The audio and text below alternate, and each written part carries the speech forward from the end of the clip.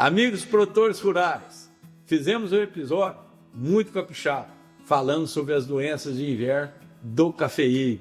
Tem um resumo especial para vocês, tá lá no canal Papo de Cafeicultura. Só que aqui, no CDC Suindara, vocês vão conferir na íntegra toda a conversa. Então você que quer saber mais sobre o assunto, confira nesse episódio. Tivemos também a participação de outras pessoas que estavam acompanhando a gravação. Vamos saber a opinião de outras pessoas também, que é muito importante na construção desse nosso novo caminho, dessa nova forma de difusão de conhecimento. Nos acompanhe, confira também o resumo lá no Papo do Cafeicultor. Vem com a gente.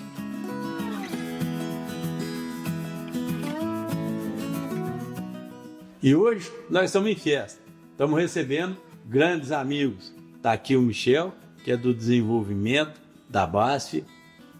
Isso aí, Gui. Prazer estar aí, né? Parceiro de longa data. Opa, de muito tempo, hein, Michel? Isso aí. Altieres, que é produtor também lá de Poços Fundo, que é influenciador digital também, amigo também, já de um tempinho, né? Sim, isso aí, Gui.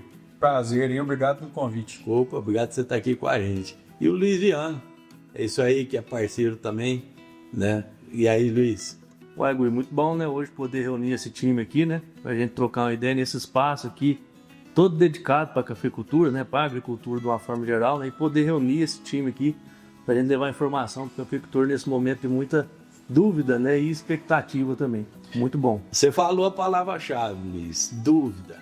O que nós temos mais visto no produtor, no dia a dia, na conversa com os produtores, é a dúvida nessa reta final de colheita, do jeito que a lavoura está saindo. Muitas lavouras, o produtor está em dúvida se poda, se não poda. Outras lavouras, o produtor está em dúvida por que está desfolhando tanto. O que foi que errou? Então, o nosso assunto desse episódio, nós vamos focar bem a questão de doença, que é uma especialidade de todos vocês. Vocês estão no campo, vocês estão no dia a dia, e vocês vão falar se eu estou certo ou estou errado. Tá bom para doença? É isso, Michel? Tá bom para ferrugem? Tá bom para cervoa? Não é possível, parece que eu não vejo uma pressão dessa há muito tempo. Tá diferente a pressão da doença vindo agora nesse final de colheita, né, Gui? Nós estávamos acostumados com os anos ciclos, né? Chegava março, abril, a chuva subia, né? Parava e depois ia voltar só lá na frente. Esse ano foi diferente. Tivemos chuva até em junho. Tivemos chuvas e temperatura, oscilação térmica do dia tá muito grande, né, Gui? Isso. Estamos com madrugadas, parte da manhã frias. E nós estamos passando por um período depois das 10 da manhã até as 4 da tarde com temperatura muito alta. Né? Então, isso aí está beneficiando algumas doenças. Está beneficiando algumas doenças. Essa massa mais quente no decorrer do dia está mostrando para nós no campo que a pressão de ferrugem, como que está agora? Alta. E é isso aí que está nos lados lá da estação, Luiz? É isso aí, na estação nossa lá tá mostrando isso, né? Até a gente puxou lá para ver o porquê que tá acontecendo dessa forma, né? Então a gente vê realmente essa oscilação, né? A temperatura ao longo do dia favorável para ferrugem, a temperatura no final da tarde, início da manhã e toda a noite favorável para foma, né? E essa oscilação também favorecendo muito a bactéria também. Então a gente está vendo isso lá. É o que está subindo muito essas doenças. Lá em Poços Fundo, aquela região que você fica também, Altieres. Sim, e o que está acontecendo é que nessa época o produtor fica muito focado na colheita e acaba que esquece da sanidade das lavouras. Então, quando ele descuida um pouquinho e vai ali ver, ele assusta com tamanha pressão, principalmente de ferrugem, que a gente está nessa época. Então, e aí a pergunta, né, Michel? Diante disso, tem o que fazer ou é simplesmente deixar a lavoura desfolhar? Será que a ação nossa agora, nesse momento, ela pode representar um ganho para a próxima safra? Tem o que fazer, precisamos fazer, quem não fez ainda. Então tem que tomar esse cuidado, porque é o que você falou, Gui, está desfolhando as lavouras.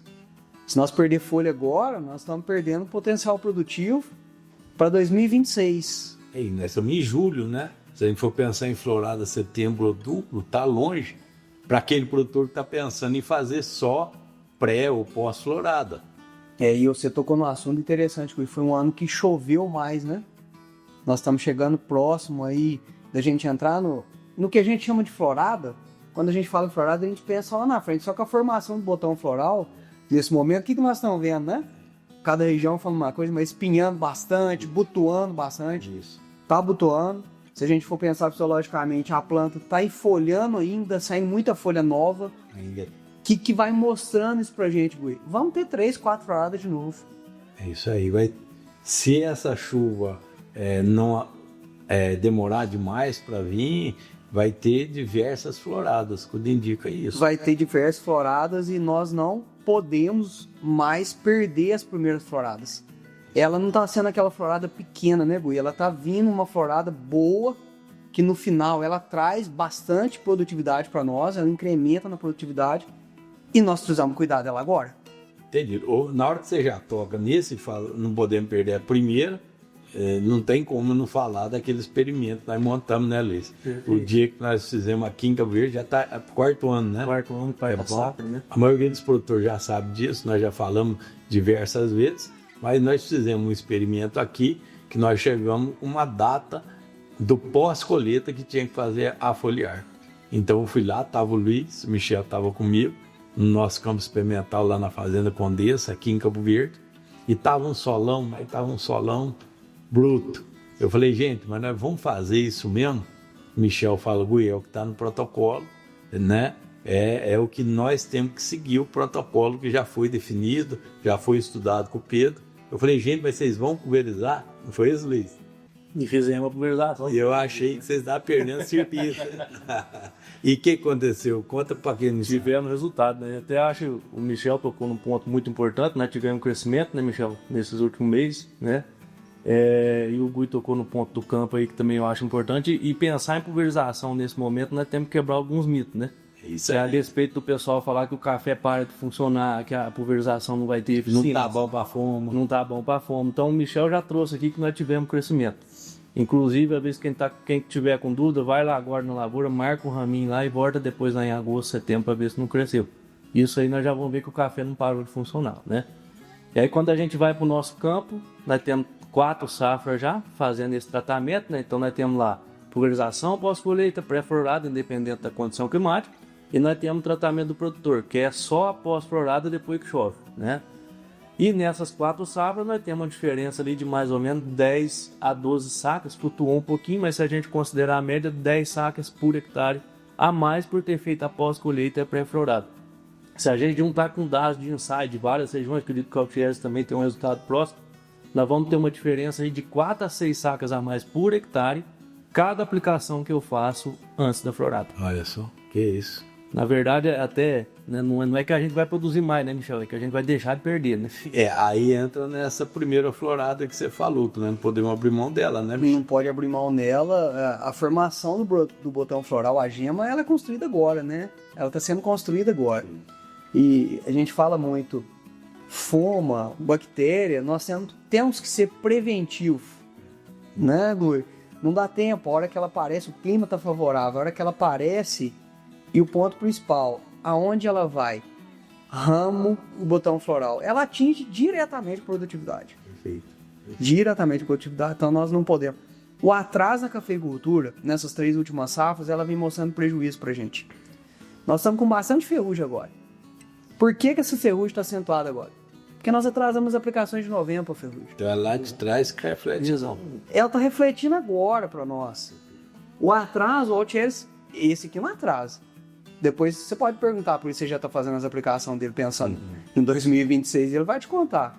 Se a gente atrasar a aplicação agora e pensar só na florada, nós vamos pagar o preço lá na florada com foma indo justamente na florada nossa. Entendi. Ô Luiz, então, e esse experimento? Nós continuamos com ele está apontando isso? Ele confirma para esse ano a mesma coisa? Mesma coisa, a lavoura que já colhemos no ensaio, né?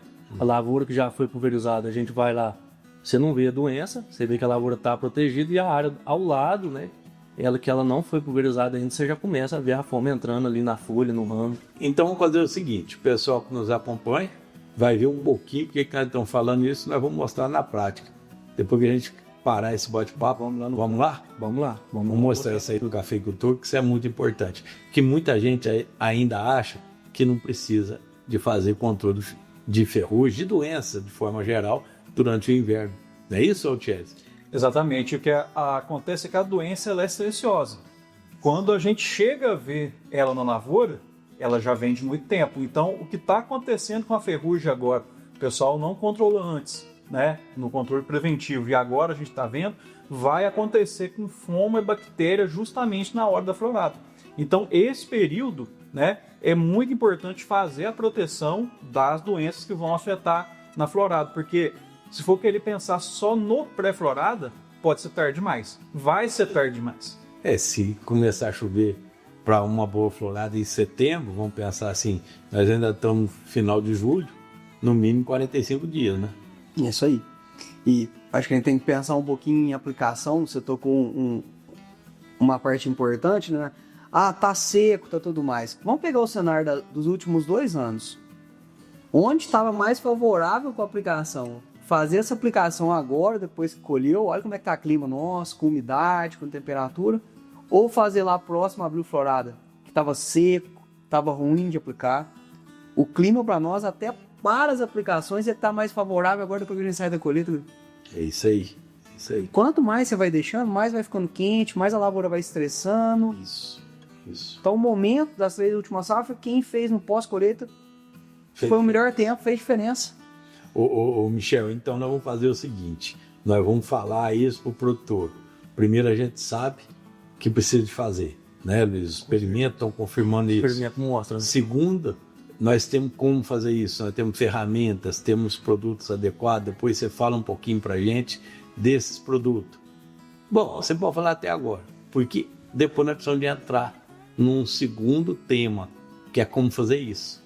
Por isso também que esses 2 moços estão aqui com a gente hoje, porque a gente sabe que é bom fazer, sabe que faz diferença, mas como que nós vamos fazer? Então, enquanto vocês pensam, você vai responder para mim, viu, Chess?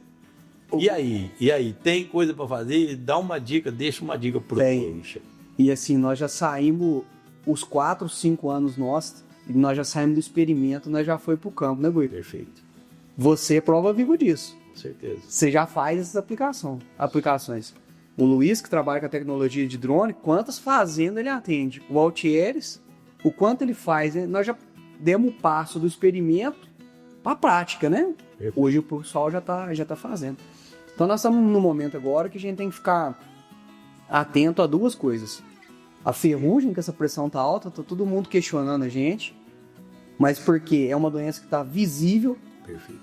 Mas o ponto principal para o momento é que nós não estamos vendo, que é foma e bactéria.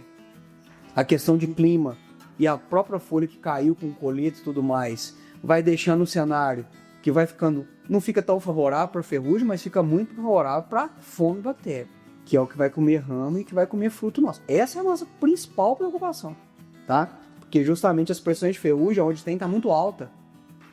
Não vai ser um produto que você vai lá e fazer e vai ter esse controle de ferrugem, vai limpar ferrugem com esse momento. Mas para fome e bactéria a gente tem que pensar. Então as aplicações de cobre nesse momento são importantíssimas, né? Viemos de colheita. Então trabalhar, tutorar 1,5 kg nessas aplicações é de extrema importância. Fazer um curativo. Um curativo, porque é o cobre que ajuda na redução da pressão de bactéria. É indispensável o cobre nas aplicações.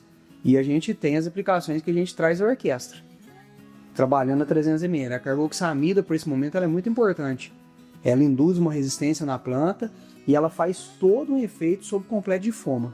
Então, orquestra 0,3 mais cobre tutor a 1,5 kg, a gente sai com as lavouras preparadas aí para um bom controle de foma e bactéria, que é o principal controle do momento. Eu quero colocar alguma coisa para ferrugem, quero trabalhar ferrugem. Podemos trabalhar 2 opções. Podemos aumentar um pouquinho a dose da carboxamida, levar esse orquestra até meio litro ali, pensando nisso, né? Ou podemos também vir trabalhar aí a questão, querer colocar 1 litro de ópera junto, muita gente faz isso, ou o próprio ábacos na mistura. A gente pode também fazer essa correlação. Junto com a orquestra. Junto aí, ou com o próprio Kansas a 150 gramas, o ópera mais o Kansas a 150 gramas. Perfeito. Mas a melhor correlação, Gui, para essas áreas agora, é trazer orquestra e fazer carboxamida para essas aplicações junto com o cobre. Perfeito. Muito bom. E aí, gente? Vocês já estão fazendo? Já, com certeza. Você já está? Improvisações em dia, conforme a gente já vai colhendo, vai fazendo pós-colher, as lavouras esqueletadas também com as baterias de aplicações, aliás, não tem carga esse ano, mas a gente não descuida, né? Faz o monitoramento, intervalo de 40, 45 dias entre as aplicações para proteger nesse período, não ficar contando só com o pré-florado lá na frente. Então, Thierry, você já segue. Como que você está conseguindo fazer? Lá você não está com dificuldade de mão de obra? Não está igual a todo mundo? Mas como é que você está dando conta? Lá agora nós estamos fazendo com o drone, né? Já há um certo tempo, inclusive o Luiz Viana que começou fazendo as aplicações lá, né? Com o drone. Depois de um certo tempo a gente viu que funcionava, que é muito eficaz, respeitando ali os parâmetros de aplicação adequados. E aí nós fizemos investimento comprando o drone. Então você tem seu drone. Temos o E drone você lá. presta serviço para os outros? Não, o drone é exclusivo para as nossas aplicações. Como diz aqui em Minas, é para o gasto. Ele é para o gasto. Fizemos um drone de sociedade, foi comprado por 2 produtores, eu e mais um amigo, também cafeicultor. E aí a gente faz essas aplicações lá, praticamente não sobra para prestar serviço. Então, antes de você falar, Luiz, Michel, é um caminho que o produtor tem, né? Hoje é uma realidade a aplicação de drone nesse momento e na maioria das lavouras. É isso mesmo? É isso aí, o Gui. Eu sou entusiasta com as aplicações de drones. Primeiro levou para ver. Levei isso para ver. O Luiz comprou essa ideia e eu também. Acho que assim, a gente vem de uma geração na cafeicultura que a gente precisa modernizar e precisa ajudar o cafeicultor. Não adianta a gente querer colocar muito empecilho sem reconhecer o recurso. Os dois conhecem. Então, eu venho com quem conhece, sei que faz efeito, o quanto é eficiente, a gente precisa levar isso para o café. Show de bola. Aí, Luiz, todo mundo sabe que você é um prestador de serviço de drone, mas você faz lá na tua área também, lá com seu pai. Fala um pouquinho, o que essa tecnologia vem para favorecer para o cafeicultor nesse momento? Orgulho lá, nós temos parte mecanizada e parte manual. E às vezes a gente olha para o drone só com uma ferramenta para área de montanha, né? Só que também é para área mecanizada. Nós temos assim, como a colheita está muito apertada, o trator fica ocupado com o terreiro, nós temos, acaba a colheita no talhão, vai lá e faz com o drone. Então tem trazido essa facilidade para a gente lá, né? De ter essa ferramenta e a procura da área mecanizada pelo drone também tem aumentado bastante. Então, assim, a gente começou olhando o drone como uma ferramenta para área de montanha e hoje a gente já vê como uma ferramenta para a cafeicultura de uma forma geral. E quando a gente fala de drone, eu gosto de fazer um histórico só porque ainda existe muita dúvida, né, quanto à eficiência, ainda existe muitos problemas no campo, né? Então eu gosto de fazer um histórico para o produtor entender um pouquinho da onde saiu, aonde nós mantivemos um período ali e aonde a gente está hoje. Fala pra gente sobre isso. Por exemplo, em 2018, 2019, nós já começamos a ouvir falar sobre pulverização com drone no café, na região do Espírito Santo, Matas de Minas, o pessoal já começou a fazer, né? Nós tivemos uma experiência também, né, com um prestador de serviço, foi mais ou menos 2020, né? E quando começou na cafeicultura, a gente não tinha assim muita noção, né? Ninguém conhecia, era uma ferramenta nova, né? Então, como se fazia no café? Ninguém sabia. Era o mesmo jeito que a gente fazia no cereal, na soja, né? Aquele era o padrão. E aí depois a gente foi vendo que a planta café, ela precisa de uma aplicação diferente pelo tamanho, pela área foliar, né? E aí a gente começou a desenvolver essa aplicação no café. Então, assim, nós tivemos alguns problemas no caminho, né? Temos alguns problemas no campo, só que hoje, aonde a gente chegou, nós chegamos com base em pesquisa, com muito trabalho, com muito teste. Então, assim, um produtor que tem aquela dúvida se realmente funciona, muito provavelmente, ou aquele produtor também que teve uma experiência ruim, muito provavelmente ele não teve uma aplicação bem feita na área. Então, nós não podemos condenar a ferramenta, falar que não funciona. Na verdade, é uma ferramenta que funciona muito bem, né? Todo mundo aqui já viu pulverizando, já tem teste na lavoura, né? Nós não podemos condenar a ferramenta sem ver um negócio bem feito, né? Exatamente. Aí você falou tudo. E são muitos detalhes, né, Luiz? Muita coisa. Você tem que ver da água, você tem que ver... Fala um pouquinho sobre isso. Eu costumo falar nas palestrinhas que a cafeicultura não estava preparada para o drone. Muitos produtos nós não tínhamos registro para aplicação aérea. Muitos problemas com mistura a gente não via, a gente estava acostumado com 400 litros, né? Então, problema com produto a gente não via, os produtos não tinham registro. Então, a gente não sabia das misturas que dariam problema no café, né? Então, a gente precisou aprender muito, né? Começamos a ver muito problema com água, que antes a gente não tinha, começamos a ter também problema com água. Então, é muita coisinha, né? Eu tenho visto muito problema com qualidade da água. Então, dependendo da onde o produtor pega a água, dá problema na calda. Por exemplo, a água de poço artesiano é uma água que tem uma dureza um pouco mais alta, dependendo da região, do tipo de solo. A gente tem visto muito problema com isso. A água de mina é uma água boa, mas, por exemplo, se eu pego a água hoje, deu uma chuva, amanhã já é outra coisa, já mudou tudo. Isso interfere? Interfere muito na qualidade. E a gente tem feito muita análise no laboratório, a gente tem buscado ferramentas para a gente conseguir avaliar essa água no campo, né, para facilitar para o pessoal. Então já começa tudo na água, né? E você imagina quanto problema que Os outros detalhes, até a ordem da calda, o que você vai pôr na calda para não, sei lá, para não ter um efeito aí de prejudicar a calda. Tem muito detalhe, né, amigo? Muito detalhe. A gente tem ordem de mistura, que você comentou, extremamente importante a gente seguir, né? pH da calda. O pessoal às vezes no campo fica muito preocupado com o pH de água, tem que baixar o pH de água. Não, peraí, gente, nós temos que preocupar com o pH da calda. O pH da calda ele tem que ficar ali no que é ideal para os fungicidas, para os inseticidas, né? Que é na faixa de 5 a 7. A gente já tem um trabalho testando pH de calda em pulverização também. Muitos produtores às vezes querem misturar muito produto, quer pôr muita coisinha. Quer aproveitar a viagem. Quer aproveitar a viagem, a gente sabe que tem que aproveitar, tá certo, né? Hoje não é viável fazer mais de uma aplicação. Quanto mais a gente puder aproveitar, melhor, né? Mas a gente pede para ser mais direcionada a aplicação, né? Porque às vezes a culpa também não é nem do prestador, é do produtor que quer pôr um tanto de coisa ali, né? Então Entendi. começa a bagunçar tudo. Então a gente tem que ser mais objetivo na recomendação, nas pulverizações que a gente vai fazer, né? Ser mais assertivo, né? Comenta um pouquinho do experimento que nós temos, aquele que você quis montar o trator do lado do drone. Esse experimento a gente tem divulgado isso, né? Inclusive você manda para o Léo colocar aqui no episódio, Vou mandar aquele foto, gráfico que é muito bacana. Fala um pouquinho dele para nós. Nós fizemos um trabalhinho lá comparando o drone com o trator, né? O trator é o nosso padrão hoje, 400 litros por hectare, né? Então a gente precisava comparar com o padrão, né? Não para falar que o drone é melhor ou que o trator é melhor. E para a gente ver até que ponto o drone conseguia acompanhar e entregar uma boa eficiência. E assim, resultado sensacional. O drone conseguia. A minha maior dúvida era em relação à ferrugem. Confesso que eu tinha uma dúvida, né, em relação a isso. Foma já estava bem definido, cercóspora também. Bicho mineiro também muito tranquilo, broca, mas eu tinha uma certa dúvida em relação à ferrugem.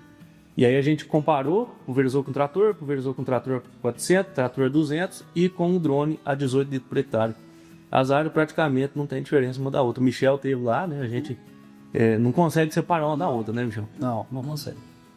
E isso eu acho que é muito importante o produtor saber disso, que hoje, se usar todos os boas práticas agrícolas para aplicação do drone, né, Chelsea? Usar do mesmo jeito que o pulverizador costal, o pulverizador mecanizado tem as boas práticas, seguir essas boas práticas, os resultados são muito bons. É isso que você está confirmando lá na sua propriedade também. Justamente, o drone ele é mais uma ferramenta que ele veio para auxiliar o produtor aí no controle, né, das doenças do café.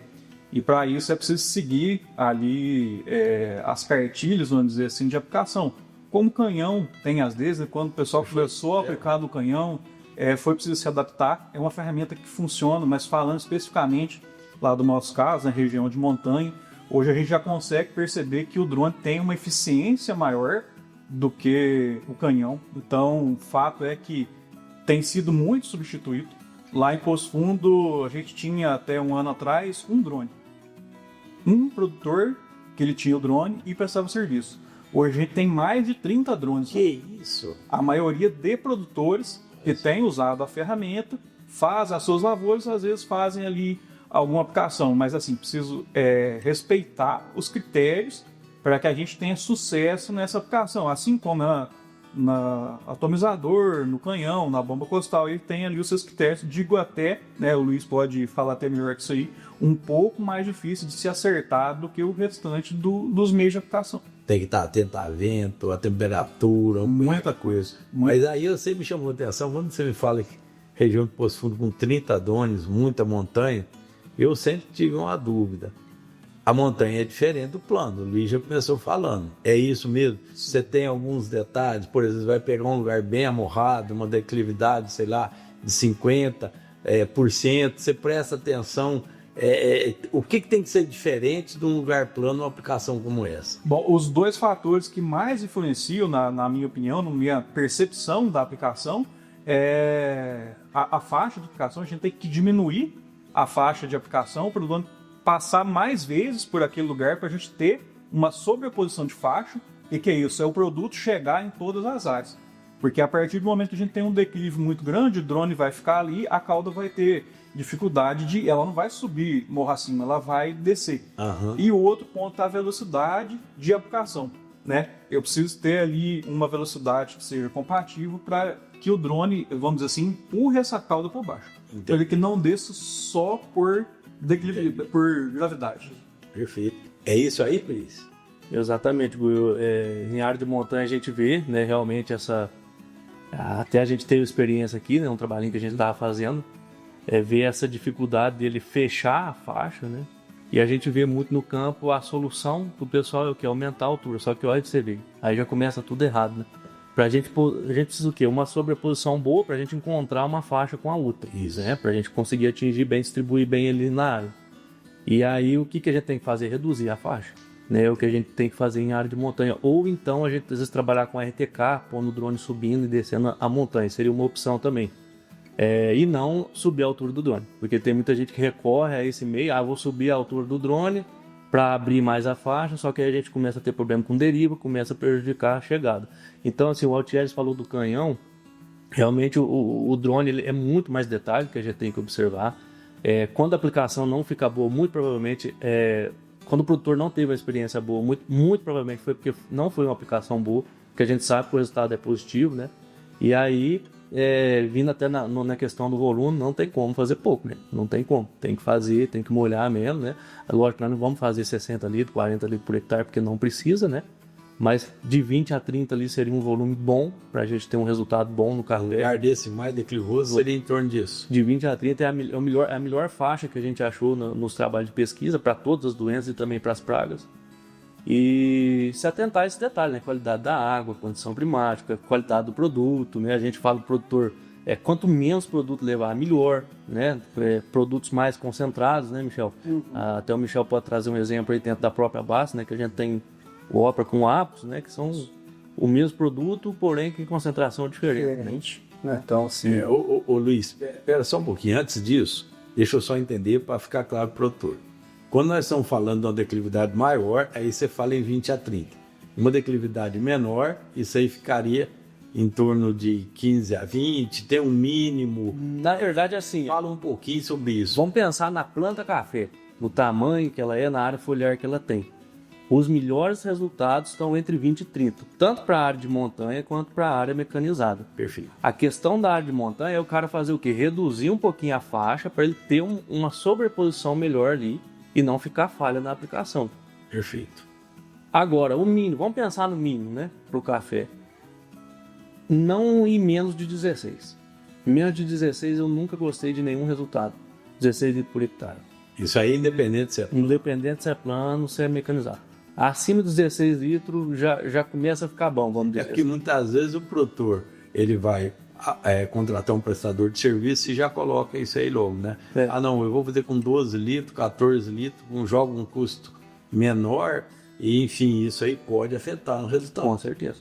Nós temos que pensar que o pé de café é muito grande, né? É muita folha e nós precisamos atingir essas folhas tudo. Não dá para ter um resultado bom aí com um volume muito baixo, né? É isso aí, confere, Altieres? Confere. E esse ponto o produtor tem que se atentar, né? Por isso que é importante um bate-papo desse aqui, porque ele já tem uma ideia do que funciona melhor e o que não funciona. Na hora de contratar esse serviço, às vezes o pensador, eu quero fazer 15 litros por hectare, mas eu vi lá o Luiz Viana, tem os trabalhos dele lá que com 20 a 30 é mais interessante, você consegue fazer, né? Se não faz, vou procurar um outro que faça, para fazer esse serviço bem feito e ter um resultado. E aí a gente pega um outro ponto, né? Que às vezes tem um prestador de serviço que ele quer fazer vamos dizer assim, desocupar mais rápido, né, para cobrar mais barato, mas também tem muito, isso acontece muito daquele produtor que não quer pagar um serviço de melhor qualidade. Então não tem como ter uma aplicação bem feita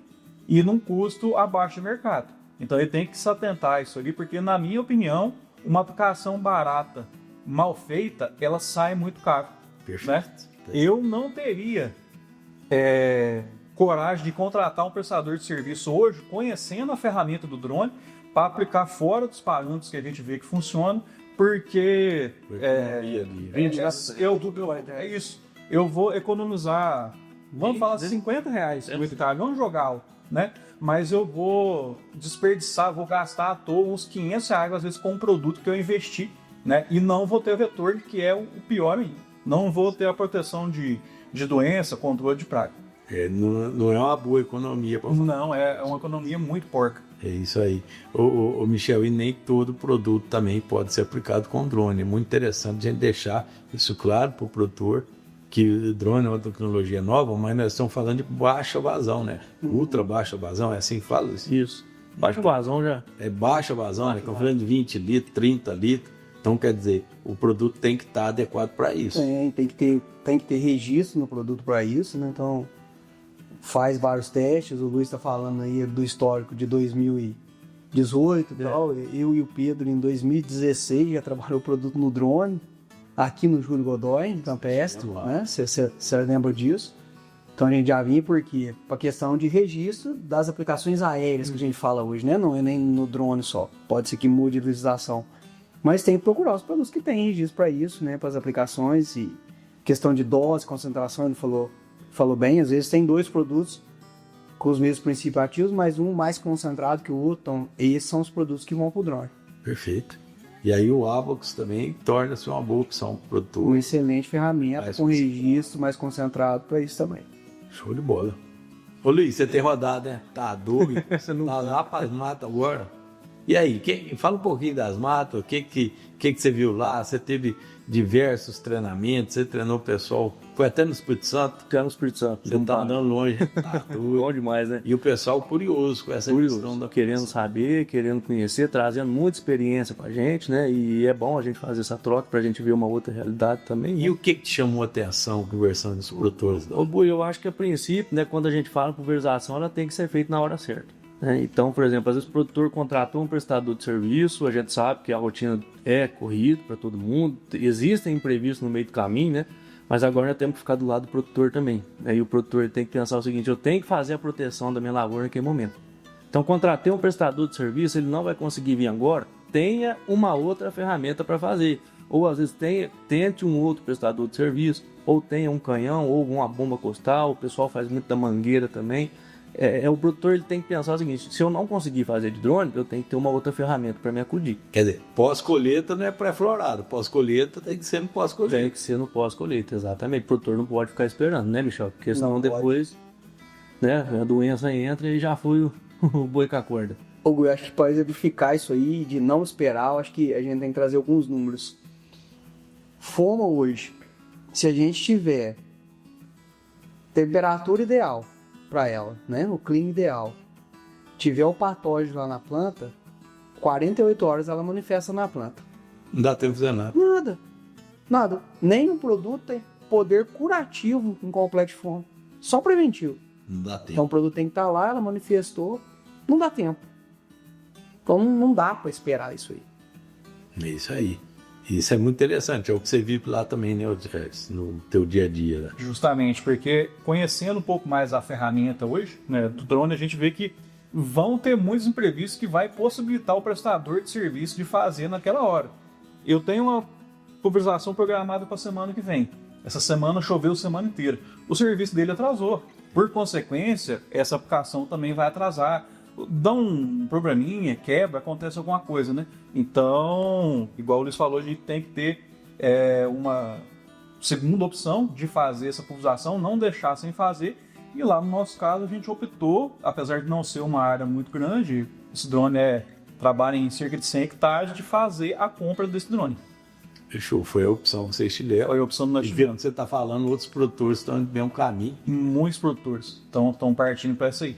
Mas, volto a frisar, é preciso que tanto o prestador de serviço como o produtor que vai fazer a própria aplicação, ele tenha conhecimento de como fazer esse serviço, para depois não ficar aquela de que a ferramenta que é ruim, que a ferramenta que não funciona. Perfeito, perfeito. Muito bem colocado, você como produtor e que também tem essa tecnologia à tua disposição, você mesmo trabalha com ele. Pessoal, agora o que nós vamos fazer? Nós vamos lá no campo experimental e nós vamos mostrar o que está acontecendo com esse experimento, que nós já montamos há 4 anos. Nós vamos mostrar o que está acontecendo e qual a nossa recomendação. É isso, Luiz? É isso aí, vamos lá. Vou dar sujar um pouquinho a botina agora. Ô Luiz, e aqui no campo, o que você está mostrando pra gente? Ô Gui, nós vamos dar uma olhadinha na área testemunha, né? Nós demos uma olhadinha na área testemunha ali, que é a área que não recebe nenhuma pulverização. Nós precisamos dessa área para nós ter qual que é a incidência de doença ali na área, então essa área a gente tem que fazer. O que ela está mostrando? Quais são as doenças que ela está mostrando? Nós estamos com muita ferrugem, muita fome, uma lavoura saindo assim completamente esfolhada da colheita, né? É uma lavoura assim que não vai conseguir produzir bem a próxima safra, né? Não vai guardar reserva? Não vai guardar reserva. A gente já vem a 4 safras com ela e ela não recupera. Ela é uma área que não consegue recuperar. Então sempre produtividade baixa. Ela em média, assim, se a gente for pôr a média dela das 4 safras, é 20 sacos por hectare. Para muito produtor tá bom, porque não conhece o outro lado, né? E o outro lado nós temos que uma lavoura que é feito 5 pulverização por ano. É uma lavoura que tem uma média dessas 4 sacas, 50 sacos por hectare. Então eu tenho 30 sacas a mais por hectare, só por fazer a 5 pulverização. Então assim, o produtor ele precisa entender essa diferença, né? Porque só uma pulverização me aumentou na média de 4 anos, 30 sacas a mais. E aqui não teve essa de inverno, aqui teve só lá na florada. Fala um pouquinho como que ela tá. Essa área que teve só lá na florada, depois que choveu, vamos lá aplicar, tá na hora de fazer, né? Porque o pé de café não funciona no período seco, né? Então vamos fazer depois que chove. Essa área, ela produz, assim, ela tem uma média ali de 10 sacas a menos que essa área que eu faço assim, pulverização por ano. Então quer dizer, Michel, esses 10 sacos é essa primeira, é o reflexo dessa primeira aplicação no pós-colheita, num momento tido antigamente como desnecessário, só aí já deu 10 sacos. Só aí já deu 10 sacos, né?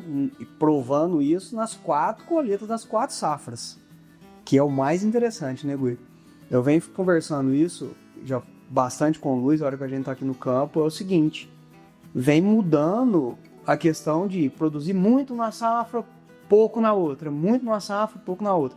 Porque a repetição é sempre na mesma área que a gente vem conduzindo isso. Olha como é que 4 anos na mesma lavoura.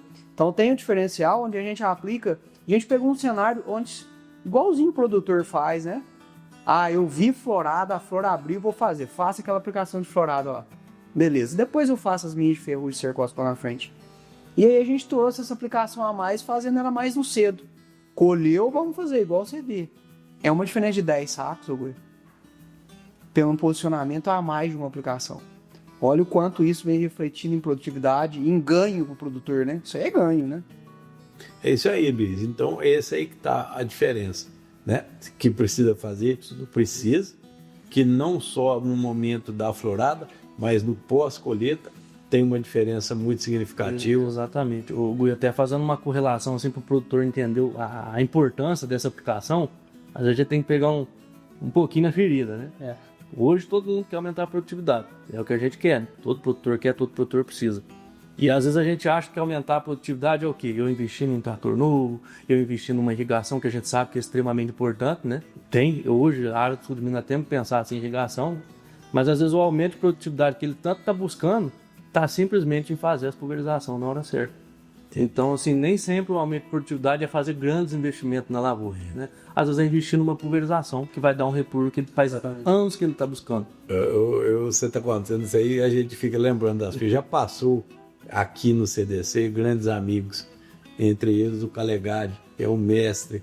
O Calegari falou, ele fez uma comparação, isso aí, o Luiz falou, e eu fiquei pensando nisso. Da época de Silvio Santos, né, que tinha um programa que ele perguntava, né? O que você quer? Vai te custar, quanto que custa a aplicação de drone? Hoje, se a gente for por doença, nutricional, praga, mais aplicação, vai ficar em torno de 800 a R$ 1.000 por Então, hectare. pô, você quer trocar R$ 1.000, 10 sacos por hectare, como que custa? Hoje que tá. Vamos pôr café aí de 1.500, 1.600, 1.500, né? 10 sacos, então quanto que é? 16 É, mil, né? quer trocar 1.000 por 16? Não. A maioria não é seu. E o Calingar lembrou isso aí. Tem tecnologia, tem coisa que está na mão do produtor e que ele tem que atentar, que às vezes ele está, né? Ele está gastando um pouco mais, uma coisa que ele não fazia antes, não era costume, ele também não tinha drone, né, não tinha outros recursos. E aí, de repente, hoje ele tem, né? Aí ele tem que pensar, será que vale a pena, né? Eu trocar esses 800 mil reais para tentar alcançar os 15, 20 nessa época de preço bom, que faz muita diferença no bolso produtor. Com certeza.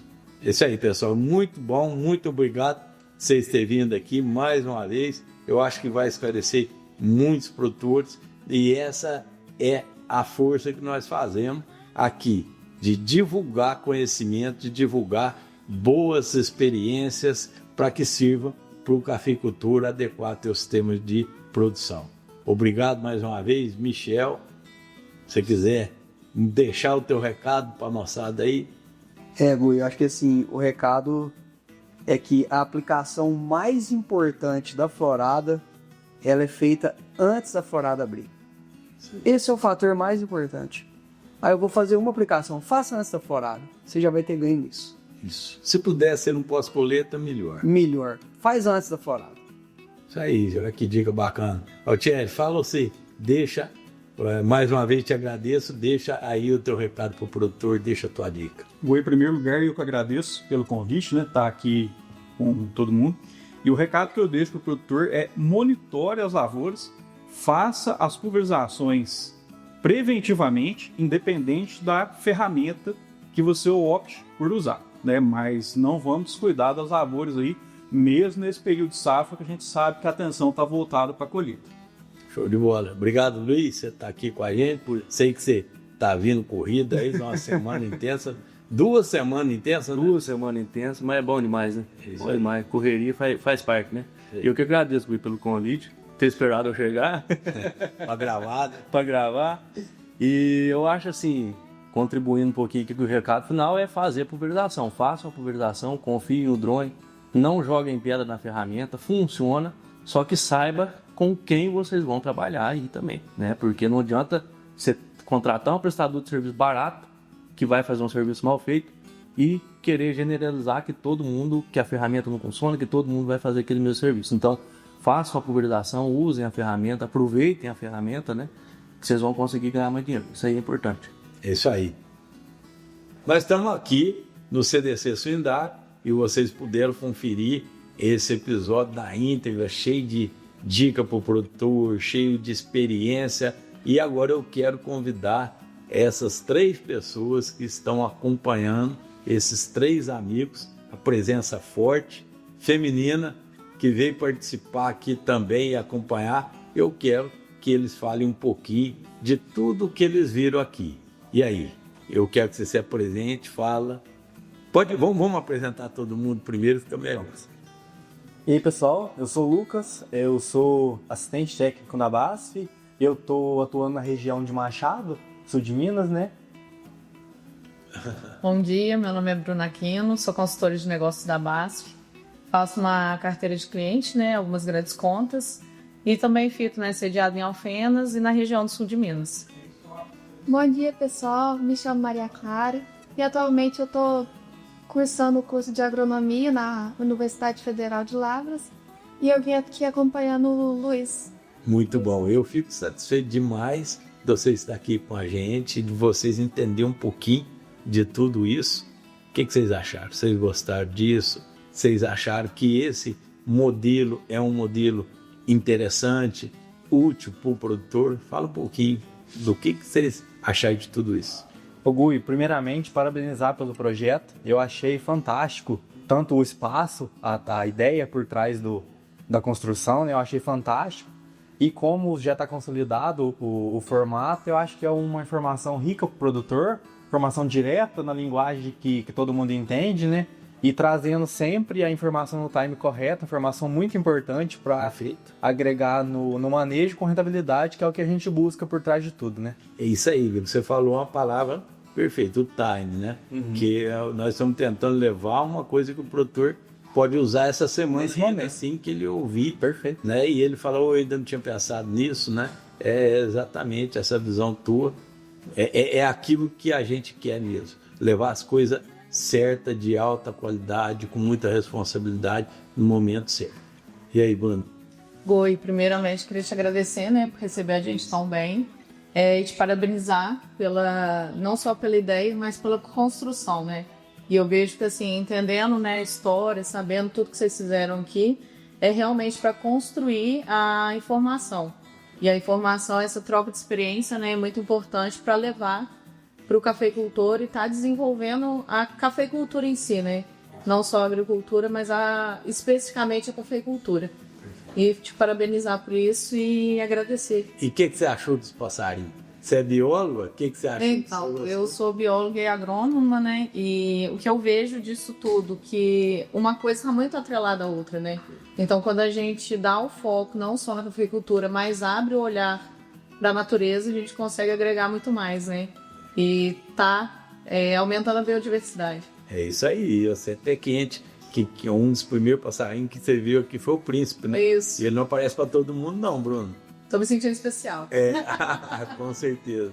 Clara, e aí, Clara? Até que enfim você veio me visitar, eu já fui na sua casa, tomei café lá com a sua mãe, com seus pais. Muito obrigado por você ter vindo. Que isso, Gui, eu que te agradeço. E como os outros já falaram, eu gostaria de parabenizar pela sua ideia, pela sua dedicação do trabalho, de levar a informação, uma informação de tanta qualidade para o produtor.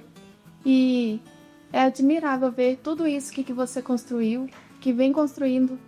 É com certeza, um trabalho de muita qualidade, de muito valor. E eu gostaria de te agradecer pela oportunidade de estar aqui hoje e presenciar tudo o que foi dito nesse bate-papo sobre as doenças, sobre a proteção do cafeeiro. Com certeza foi de muito valor. Muito legal, muito legal. E você está lá na escola, você está na UFLA, leva um abraço para todos os professores, grandes mestres que nós temos lá em Lavras. Logo, logo vou aparecer por lá também, se Deus quiser. Estamos esperando. Tá joia. Pessoal, esse aqui é parte do trabalho que a gente desenvolve aqui no CDC e a opinião das pessoas que estão vendo o que está acontecendo, estão participando junto com a gente, vem somar muito com o nosso trabalho. Realmente a gente buscar novos caminhos para o agro de maneira geral, mostrando toda a nossa preocupação com o agro, o sucesso e a interação das pessoas. Muito obrigado e até o próximo. BASF Soluções para a Agricultura, juntos pelo seu legado.